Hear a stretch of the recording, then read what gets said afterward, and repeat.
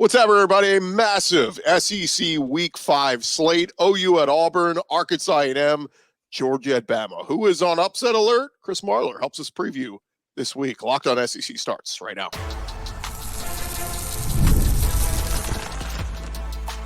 You are Locked On SEC, your daily podcast on the Southeastern Conference. Part of the Locked On Podcast Network, your team every day. Yeah, welcome into Locked On SEC. Great to have you guys along. I'm feeling it. We got SEC on SEC action happening this weekend. Finally, get those cupcakes out of the way. I'm Chris Gordy. Thanks for making Locked On SEC your first listen every day. Shout out to everydayers. We're free and available wherever you get your podcast and on YouTube, part of the Locked On Podcast Network, covering your team every day. Today's episode brought to you by FanDuel. Place your first $5 bet and you will get started with $200 in bonus bets. Guaranteed. Visit FanDuel.com today to get started. All right, let's jump into it. Our buddy Chris Marler joins us for a heavy SEC on SEC slate this week. We do have, I think I counted Marler, is it 5 teams on a bye this week? Tennessee, Mizzou, Vandy, Florida, and your team, South Carolina. Interesting that many teams have off, but I guess everybody's got the multiple buys this year, right? Yeah, you also get the I think the 6 total games you have in conference. 5 of them are SEC on SEC games, like you said, and the only other one that's not is LSU versus South Alabama, which is like, I don't know if you paid attention to South Alabama the past 2 weeks, right, but they put up like 135 points. So it should be a fun week, man. I'm excited. Yeah, let's dive into it because we got a lot of big games we want to get into. Let's start with the early game, 11 a.m. Central on ABC. It is 2-2 Kentucky at number 6 Ole Miss, and the Rebels have been sitting at about a 17-point home favorite. Now, Ole Miss, Marlo, they have faced only they've played, their schedule's been lopsided. They've played 4 outmatched opponents, but they built up an SEC record plus 198 scoring margin through 4 games. Unreal. They're pretty damn impressive. Yeah, the 220-22 total scoring margin through 4 games. I don't care who they're playing. That's unbelievable. Haven't given up over 14 points yet in the game. They gave up 13 last week, and I was like, oh man, what's wrong? They have been really, really good.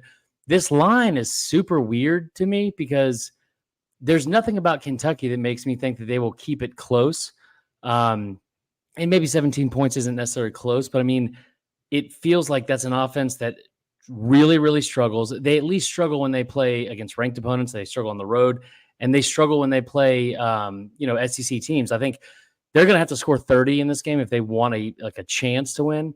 And they've only done that twice in the last 18 games they've played against SEC teams. So I like Ole Miss. I feel like this is free money. Yeah, it made me think of that game 2 years ago. Remember where they lost 22-19 and they had every chance in the world to win it. And I think Will Levis fumbled or something, like they turned the ball over. And it's like, what are you doing? You're right there. It's there for the taking. But I think, and Jackson Dart was there then, this is a much different Ole Miss defense too. I mean, they got some playmakers on this side. I will say though, Kentucky's defense, their 50 points allowed is their fewest through 4 games in the program since 2008. So, and they're coming off, a big confidence builder after the deflating quitting versus South Carolina, played their butts off against Georgia. So I don't know. I want to think Kentucky's defense could play well. I feel like Lane Kiffin's been gaslighting us all week, though. He keeps going, man, you've seen that defense. They got NFL guys everywhere. I'm like, are you saying this just so when you win by 20, you can go, man, look at what we did? It feels like he's doing that. I mean, I will say, Lane Kiffin learning coach speak would be an incredible next act for him. But I will say this, the front 7 that Kentucky has is one of the best in the SEC, maybe the country. They are really, really stout up front. You return the SEC leader in interceptions from a season ago. So they have talent on defense. Like you brought up the points allowed per game. That's not even, or I think that's even including the pick 6 that South Carolina scored. So they have not let a ton of teams in their end zone. But here's the thing, like every time they are faced with an opponent that is ranked on the road, like a good SEC team, you remember the stat from Mark Stoops about, how many, what his record is against teams that finished the season with a winning record. And it's really, really bad. So for me, I look at Ole Miss and I look at like how dominant they've been. I think it'll get a little bit tougher. I don't expect it'll be anything close to what it was in 2022, like a 3-point game. I think Ole Miss gets on them early. I think they are continuing trying to prove a point because now Lane has the weapons. And that's one thing Kentucky does not have, especially offensively. Yeah, I was going to say maybe Max Hairston. You just shadow Trey Harris wherever he goes. You go. Maybe Zion Childress, you bracket him. Like, if I put 2 guys on him, it'll be curious to see how they defend because Trey Harris is on another level so far. The other thing, Kentucky got Chip Trainum back this week from injury. The running back came over from Ohio State. I don't know if he's going to play this week. They said they'll wait to see. But Demi Sumo Carnvey has been pretty good running the football. I almost look like if they get back too, if I'm Mark Stoops, I just run the football. I don't even throw it. I just run the football every down, try to keep moving the chains and play keep away. Keep the ball out of the hands of Dart. Well, yeah, keep the ball out of the hands of Dart and also Kiffin because, like, listen, they can score and they can score in a hurry. They can score from far, as they always say. I just think that if you're Kentucky, you have to weather the storm early because you're talking about a team that's 4-15 in their last, I think, 19 SEC road games, or what is it? 4-15 against ranked teams since 2019. And the other part of it is Ole Miss's offense, like especially under Kiffin, not just this year but every year, notorious for getting off to really fast starts. And I think they're averaging about 18 points per game in the first quarter of games, which is second best in the country. Kentucky, on the other hand, averaging 3 points per game in the first quarter of games. They're going to have to keep it close early. And like that, I think that's the only path they have to winning this game. And if you're Ole Miss, this is some good build-up games. You get a pretty good Kentucky team here. You got to go on the road, hostile environment at South Carolina next week, who's really good, coming off a bye. And then you're at LSU. So this is all a nice little build-up for Ole Miss, who really start to figure out, are they the real deal over these next couple weeks. Your 2:30 Central game on ABC. It is number 21 Oklahoma at 2-2 Auburn. Auburn, the rare home underdog spot for Auburn, as they've been a 2-point underdog as of this recording. Both teams with quarterback issues, both teams seeking their first SEC win. Is this going to be a debacle like some of these other quarterback debacles have been in recent weeks? So yes and no. Like I think it'll be not a debacle because of turnovers. I think it's just going to be a debacle because of ineptitude. I doubt you'll see another 5 turnover game from Auburn quarterbacks. I would assume that won't happen. But like this might be a really good spot for Auburn because Oklahoma, as great as that defense has been, that offense has been awful. I mean, they're even when Jackson Arnold was in there, there's not a ton of help around him. The offensive line has been really, really bad. The skill position hasn't been anywhere close to what it's been in the past. So I think they made the right decision in benching him and going with the true freshman. But starting a true freshman on the road, that doesn't usually go well for teams that do that, especially in the SEC. I like Auburn. I think it's especially from a betting standpoint. I like Auburn to score first and get out ahead early, maybe in the half. I'm shocked that they're an underdog. Like not because they're world beaters by any means, but like it just feels like a really, really good spot for Auburn and Hugh Freeze because all you have to do, the bar is set so low. All you have to do is not turn the ball over 5 times. Right. That's the thing. Like, I get what Hugh Freeze was saying, and people mocked him for saying if we play Arkansas 9 more times, I feel like we win 9 more times. Like, I get what he's saying though. Like, if we stop turning the freaking ball over, we're moving the ball. We're producing yardage. We just aren't getting the end zone because we're turning the ball over. By the way, their minus 10 turnover margin, 131st out of 133rd. I mean, that's clean it up. I will say this: Michael Hawkins' first career start for Oklahoma. Look, if you're going to make this change, commit to him. I don't want to see Jackson Arnold the rest of the year. You know what I mean? Commit to Hawkins. Did you know this though? I was looking at his recruiting because Jackson Arnold was a 5-star recruit. Hawkins was a 4-star on the composite, but 24/7 had him as a 3-star. He wasn't even. They didn't even think he was that highly. Now ESPN had him as a 4-star. On 3 had him as a 4-star. Yeah. So the composite had him as a 4-star. But for some reason, 24/7 just didn't like Michael Hawkins. So kind of interesting.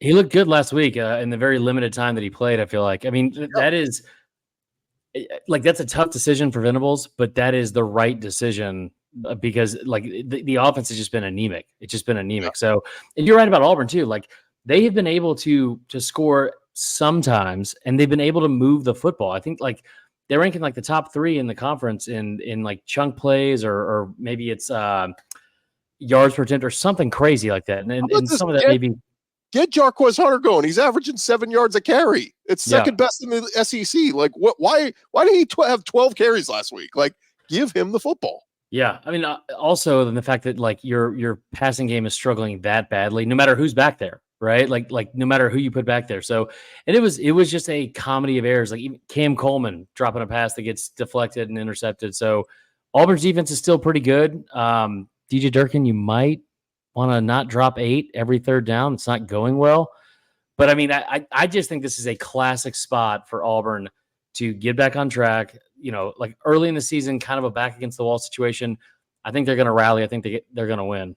Yeah, and another mobile quarterback too, Taylen Green. You know, 3rd 19, ran for it and got it last week. We'll see if Michael Hawkins does it. By the way, first time ever Auburn and Oklahoma have met in the regular season. They've met in bowl games before, but first time in the regular season. All right, still more to come here on Locked On SEC, part of the Locked On Podcast Network, covering your team every day.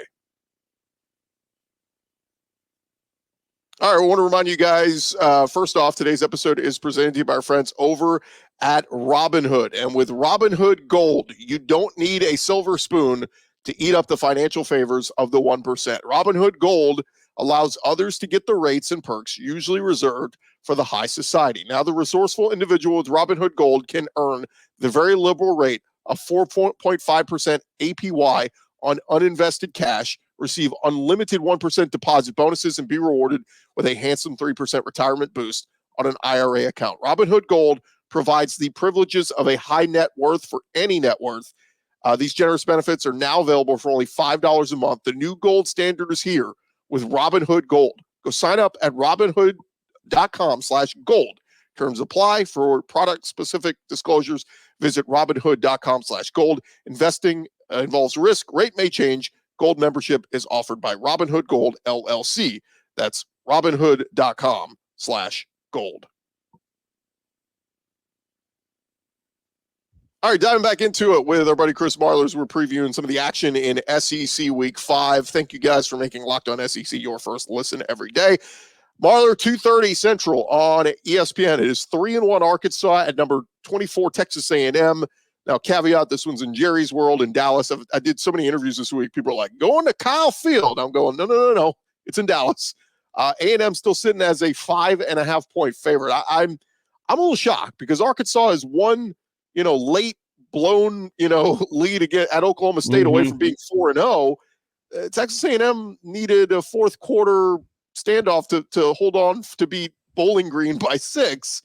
It sounds like they're going to go with Marcel Reed again, a quarterback for A&M. Connor Wegman getting closer, it sounds like, to coming back. But I don't know, man. I keep looking at this one going, wrong team favored. Like Bobby Petrino and the Arkansas offense have been doing their thing. I know Elko's a defensive-minded coach, but Marcel Reed's been fine. He hasn't wowed me, really. So that's shocking to me because I think this is two of the probably most underrated quarterbacks, I think, in terms of excitement. Like, they're not going to wow you in terms of their efficiency, how accurate they are. Like, Taylen Green is like, it almost reminds me of Bo Nix a little bit, his freshman year, which was like, it felt like he was going to do 3 to 5 things every single game that were like, wow, like that. You can see the talent. Like that's like really, really impressive. Not everyone can do that. He was also going to do 3 to 5 things per game that you were like, what the hell are you doing? Taylen Green has been really, really fun to watch. He reminds me of like a little bit like Matt Jones from like 20 years ago, Arkansas. And he's been really good in terms of, I think he has over 1,200 total yards of offense. Arkansas, it's not just like the points that they're able to score. It's not just like the big plays. I mean, on third downs, like they're over 61%, which is like second in the country. So they've been really, really efficient at moving the football. I'm kind of with you. I will push back a little bit on the Bowling Green thing, just because Bowling Green also hung with Penn State for a little bit, and then also Arkansas. You could make the case they got lucky at Auburn. They also didn't look great against UAB. Yeah, but the offense prior to last week had scored 30 at least, I think, in every game, and they scored 24 at Auburn. So I like Arkansas. Again, maybe I'm being partial because we had Taylen Green on the show this offseason. I love Jaquindon Jackson in the backfield, one of the best rushers in the SEC. I just feel like, look, A&M's getting it done, right? Marcel Reed and company, they're getting by. And that run game's really strong for A&M. Levy and Moss Yeah. and Amari Daniels, they've been really good. So I don't know. It would probably have the edge, maybe fan-wise, probably more Aggies in the house. And this is a rivalry that's just gone A&M's way since they've been playing this. So we'll see how it plays out. But I'm going with Arkansas to not only cover, but with the upset. We'll see if it plays out. All right, two other quick games here. 3:15 Central on the SEC Network. It's 1-3 Mississippi State at number 1 Texas. That line at 37.5. Michael Van Buren, the law firm of Michael Van Buren, gets the start. The question for Texas is, are they going to go with Arch again or Quinn Ewers? Sark said he's going to make an announcement later today, so we don't know yet. But here's my thinking with that, though, Marler, is this is your last game you get a bye, and then it's Red River. Do you want to go into Red River with Quinn Ewers having not played for a few weeks and being a little cold? Or would you rather get his feet wet back against an outmatched Mississippi State team this week? Let him get some reps in before you go into the bye week. Just a thought I had. I mean, yeah, I think there's a case to be made for that. The other part of it, though, is, I mean, he's in year 3 as a starter. He's been in that game. He's been in big moments like that. The main thing is, it's not just Red River. It's the fact that the week after that, you got Georgia coming to town as well. So, listen, like, with him in or out, I know the schedule hasn't been that tough, but you look at what Arch Manning did. He had a rough week a little bit last week. I think he had 2 interceptions, including one on the first drive. But with Ewers out, I mean, he picked up right where he left off. I think he has 7 total touchdowns. Like Texas quarterbacks have combined for 17 total touchdowns so far through 4 games. Even with Arch, and they put up over 50 points. So this is going to be a bloodbath. I almost feel bad for Mississippi State. Obviously, Blake Shapen out for the year, so you have it's a freshman quarterback, right? Van Buren, he was there last year. I forget if he took the red shirt or not, but he was around at least. I mean, it feels like this is going to get, like, I'll tell you what, if Mississippi State got diced up by Graham Mertz and DJ Lagway last week, where they only had 2 incompletions and over 300 yards and 3 touchdowns, I feel like the talent that's over there in Austin is probably going to make it a lot worse than what we saw a week ago. Let me check for factual sake. Maybe I think I'm mixing Van Buren up with the other kid that they had. Let's see. Yeah, class. You're thinking of the 8th president, Martin Van Buren. Very different. That's who it was. I was thinking of Martin Van Buren. Yeah, true freshman, class of 2024. My mistake on that. So, but no, you're right. I mean, look, I like Jeff Lebby. It's kind of funny. Last time he was calling plays against Texas, he won. He was at Oklahoma. Last time, I don't know. It's just kind of interesting. I was looking, though, Red River last year, the first 2 possessions of that game, Quinn Ewers threw an interception on both of Texas' first 2 possessions. So just something thinking about. If he doesn't play this week and they get the bye week, and that's the first game he returns back, I don't know. Could be trouble. All right, the other one, 6:45 Central on the SEC Network. It is 2-2 South Alabama at number 14 LSU. LSU a 20.5-point favorite. The Jaguars, Marler, you hinted at this. They have scored 87 points 2 weeks ago against Northwestern State, and then 48 last week at Appalachian State. I keep telling some of my LSU buddies who are making predictions on this game, I said, whatever your prediction is, if you got South Alabama scoring less than 20, go back and rethink it, because they're scoring at least 20 on LSU. Yeah. I mean, like the turnaround after the first 2 games has been really, really impressive by then. I'll say this. This LSU team still has holes, they have flaws, and they have a lot of question marks. One place they do not have any question marks is a quarterback. And Garrett Nussmeier has been awesome. And the fact that, he came into this year, he's replacing a Heisman Trophy winner, 13 touchdowns, I think only 2 interceptions. He has only 2 interceptions despite throwing 160 passes. It's the most out of any quarterback in the SEC. He has been really, really good. Kyron Lacey's been good. Mason Taylor's been good. I would love to see them get the ground game going. Just for the love of God, get it going. I think this is like what's been interesting about LSU the past 2 years, especially. They have been really good in the second half in terms of putting up points and like not letting up at all. You saw it last week against UCLA. They go into half at 17-17. They come out 34-17 is the final. So same with South Carolina. I like LSU to cover. I think there's going to be so many points scored in this game because that defense is still not great. Yeah, I go back and forth. I originally I said LSU 51-28, and then I thought maybe they don't score that much. Maybe it's like a 30. Like maybe they're having to settle for field goals, and it's like a 37-24, like ugly kind of. You won convincingly, but you didn't cover. I don't know. We'll see. This is a big one. This is their last dress rehearsal going to the bye week, and then they get Ole Miss coming to town. So I think it actually helps LSU that you're facing a good offense in South Alabama because you will be tested. Yeah. The defense did play well in the second half against UCLA. And let me just say this too. The loss of Harold Perkins might be a blessing in disguise. This whole worrying about where he's going to play and put him here and outside. No, now let's move him to the inside. Now you don't have to worry about that. You go Weeks and Greg Penn, y'all are our linebackers. Savion Jones and Braden Swinson, you're our edge rushers. You're our sack leaders. Like maybe it's now just a little bit more elementary. Like everybody knows what they're doing. Just go play. So I don't know. We'll see. But again, I don't want to overstate it. Harold Perkins is awesome talent. To lose him sucks, but they've certainly struggled trying to figure out his role. All right, still more to come here on Locked On SEC, part of the Locked On Podcast Network, covering your team every day. Coming up next, we preview the game of the week in the SEC. It's Georgia. It's Alabama. It's on. Coming up this Saturday on ABC. We'll preview that next. Well, first, I want to remind you guys, today's episode presented to you by our friends over at FanDuel. And look, we're calling all college fans, NFL fans. You can start the season with a big return on FanDuel. They are America's #1 sports book. So when you get a hunch in the middle of the game and you're on your FanDuel app or the website, you can check it out. Check out the latest stats, view live play-by-play, and so much more on the same page where you place your bets. You'll get started with $200 in bonus bets guaranteed when you place your first $5 bet. It is that easy. If you never signed up with FanDuel before, go check them out. You can do so at FanDuel.com. Take advantage of that great offer and take advantage of some of the great lines they got all across the SEC. Do you like Bama as a 2-point home underdog? That doesn't happen very often. You can go get that over at FanDuel.com. Again, download the app, get started today. Check them out as FanDuel.com, America's #1 sports book. It is FanDuel.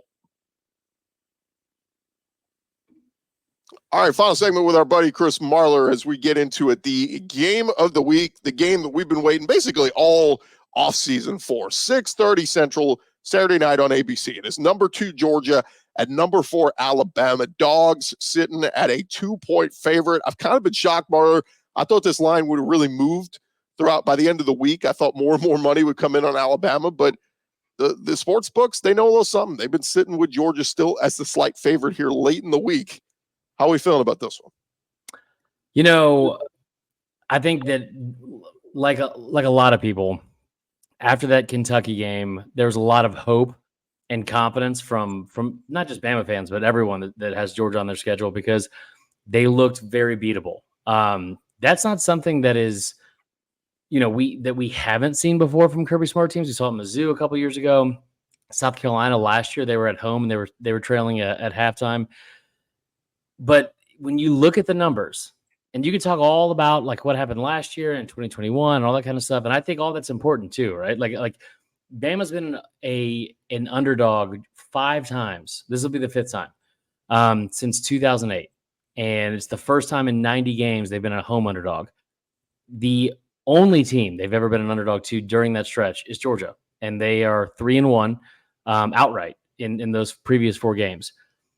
But you look at the way they lost last year. Georgia a little bit banged up going to Atlanta.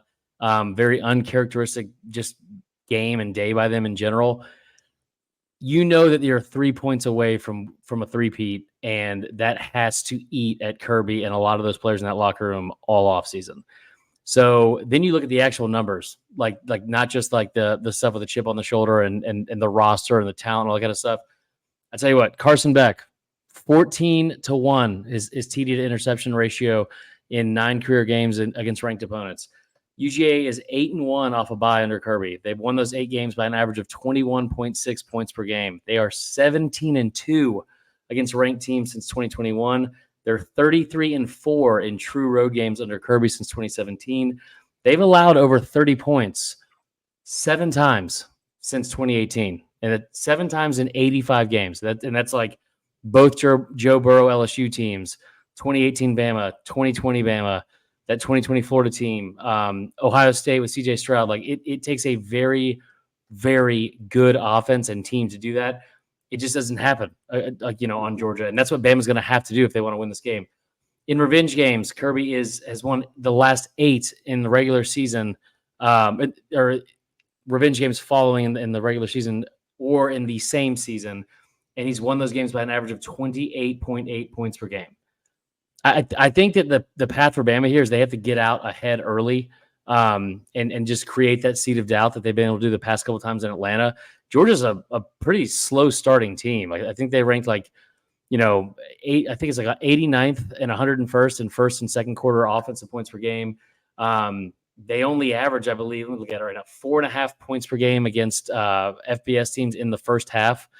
They are not great. It's 124th in the country. Bama on the other end is really good. Throughout the entire game, they are consistently putting up points, and they do it in chunks. I don't know if this offense is built to beat a Kirby Smart defense yet. What I do know is that Georgia's offense, with the weapons they have at receiver, if you watch Bama early in the season, you have watched repeatedly guys running free behind the defense. You saw it against South Florida. You saw it a couple times against Western Kentucky. Not as bad against Wisconsin, but it's happened over and over and over again because they have a lot of talent back there, but it's very, very young, very inexperienced. And the only thing that reason that didn't stand out more is because they didn't have a quarterback to get it there accurately. Georgia does. Yeah, it's interesting. Carson Beck, I think it hangs with him that he didn't have the best game in that SEC championship game, but this is the money game for both these guys, for Milroe and Beck. You were both hyped as preseason Heisman favorites. You're both being talked about potential high picks next year. Carson Beck, I think some of the mock drafts had him as the first quarterback off the board next year. If you're that dude, this is the moment to go prove it. And I do think for Georgia, if Michael Williams can't give it a go, that hurts them and try to contain Jalen Milroe and get after him. But the only thing that's bugged me all week, Marler, is there's been a lot of people saying Kirby's record against Alabama. And I keep telling people it's Kirby's record against Nick Saban, not Alabama. This is Kalen DeBoer's Alabama. This is a different team. And I do think this is a big test for DeBoer. I mean, you showed you could play at the big boy level at Washington last year. And so far, I think he's been awesome. Dominant road win at Wisconsin. But this is your first real test as Alabama head coach. This is the game that Bama fans have been talking about all offseason. They didn't give a damn about the first 3 games. They cared about this one. This is the game where we find out in crunch time, can Kalen DeBoer draw up a 3rd and 11 play that will get a first down? Can Kalen DeBoer manage the clock well? Can they kick a game-winning field goal with Graham Nicholson? All those big moments, this is what we find out this week, what kind of coach Kalen DeBoer really is. Well, I mean, that feels a little bit dramatic because that's right. I mean, I tell you what, if there's going to be an overreaction either way, especially if he win or lose with DeBoer, if he gets blown out, which is possible. I just read you all the stats, right? Yeah, I don't Georgia think blown out though. Come on. I mean, you know that this game has been circled for Kirby for quite some time, and it's also in Bama's, doing it in their house. Now that your mentor is gone, and getting that monkey off your back. I know what happened in 2021. I know they won the national championship, but again, you were a favorite in that SEC championship game, and you got your brains beat in December. And then last year, to this day, it feels inexplicable how that could have happened. I think that if he gets the chance to run it up, he will. Not anything crazy, but if 10, 17 points, I don't think that's that far fetched. Again, dude, I'm the thing I keep thinking about that's going to be a problem for Bama is they're very evenly matched teams, even in special teams, right? But the players and the opposing receivers that have been running free behind the defense over and over and over again, that South Florida game especially, I think that's a huge problem. Side note, from a betting standpoint, the prop bets for the receivers, every single one of them seems way too low. What's his name? Arian Smith is 40 total yards. I think Dylan Bell is 48. Ryan Williams is only 48. I will say that's an interesting angle I've been talking about too. Ryan Williams has been awesome so far, but this is where I look at Julian Humphrey and Dalen Everett, some of these 4- and 5-star corners, and say, you're going to let a kid who's supposed to be in high school right now get past you? Right. Go play big boy football and defend him. And that's at least from the Georgia perspective. If Ryan Williams goes off, though, I might go order a Ryan Williams jersey because that dude's going to be awesome for the next 3 years in Alabama. But I don't know, man. I keep going back and forth on this. I was leaning Alabama early in the week, but as the week went along, Marler, and everybody I've talked to is going, oh, it's Bama. it's Bama. They're at home. It's Yeah. Bryant-Denny. College game days there. I start to keep looking at the line, going, why is that line still 2? Why is Georgia still favored? Like, as I keep going back to it, I'm like, maybe this is the game that Georgia, because everybody was off Georgia, like to your point 2 weeks ago. Oh my God, look how bad they looked against Kentucky. Yeah, they've had one of these games every year. 2 years ago was against Mizzou. Last year was against Auburn. This year was Kentucky. This is what Georgia seems to do. They play a lackluster game, and then the next time they come out, they look like Georgia. So, and then the record, Kirby is 45-2 in his last 3+ seasons, 89-11 since 2017. The narratives that will spin out of this, Marler, if Kirby wins, Saban is dead, and the Kirby Empire is here. The dynasty is on its way. On the flip side, Kalen DeBoer wins. Oh my God, this man is going to sustain the success. The dynasty of Saban, and Bama is off and running. And oh, by the way, Kirby, it wasn't a Saban problem; it's a Bama problem. So that is one reason I think there's way more pressure on Georgia in this game than Bama. If I don't think that the college football world and in like social media and rival fans, I don't think they are ready to live in a world where Bama wins this game without Saban. Because if you thought Bama fans were insufferable before, it's going to be even worse. Because here's the thing. Now you're out of excuses. Now you're out of excuses. Outside of Auburn, there was not a fan base that was more excited for Saban being retired than Georgia. And, if you can't get it done now, it feels like it's never going to happen at this point. But and think of the road ahead for Georgia. I mean, you lose this one, you still got to go to Texas. You got to go to Ole Miss, and you get Tennessee at home. But that's a top 5 Tennessee team. Like, there's another loss coming for Georgia, most likely if they lose this one. I will say it's wild to me that the prisoner of the moment that the entire country and like maybe even Vegas got caught up in after that Kentucky game, because as soon as it ended, ESPN FPI updated their projections and odds, whatever, had Georgia predicted to lose 3 games, which is absurd. But you're talking about that happened 2 weeks after they just absolutely dismantled Clemson. And then you look at what Clemson's done since then, and it's, like how good are they? I mean, they have put up a ton of points, in their last 2 games. And you look at what they did against Georgia, and it was almost nothing. So I tell you what, final prediction here. Obviously, I hope that I'm wrong. I just think that this is a perfect spot for Georgia. That game going into a bye week for Kirby, where you have 2 weeks to get ready and focus on this. I like Georgia to win. I think they win 31-20. I think it's going to be a very, very struggling day for Bama's offense. Wow. Here's where I see this one playing out. And I've shifted. I had Bama earlier all week. But how about this? Let me create a scenario for you, Marler. 28-28. Late in the game, Bama sitting around the Georgia 39-yard line. Graham Nicholson misses a potential go-ahead field goal. Georgia answers. Peyton Woodring hits the game-winning field goal. Georgia wins 31-28. Yeah, I don't know. I know. I'm just putting it out there. It could go the other way. Because think of this. Redemption. Nicholson misses the field goal against Wisconsin 2 weeks ago. He hits the clutch field goal to beat Georgia. Could happen. For a second there, I thought you were going to say, just from where they are on the field at the 39-yard line, that's dangerously close to a 57-yard field goal that might have come up 1 yard short, and then somebody for Georgia runs it back for So I tell you what, too, the other thing is, like, Bama is talented on defense, but that front seven, I think that Kentucky's front seven does a better job at stopping the run than Bama does. But we'll see. We'll see. I'm fully in my emotional hedging stage that I'm in every year with this game. So I hope I'm wrong. Yeah, and it's a great point. Bama's statistically, I think they're like 65th against the run this year. That's not where they're used to being. But we'll see if getting Rousseau back in there healthy maybe helps out that. He is Chris Marler. Let everybody know where they can find all your stuff, man. Yeah, so Vern Dumquist on Twitter. Follow or don't. I'm going to lose that account too, I'm sure. It's just been what the hell. Locked On Gamecocks, also with ESPN 104.5 in Baton Rouge. Cover Crimson with the Next Round Live guys in Birmingham, and then also Fourth and Wrong, our podcast we've been doing for about 8 years. So go check them out.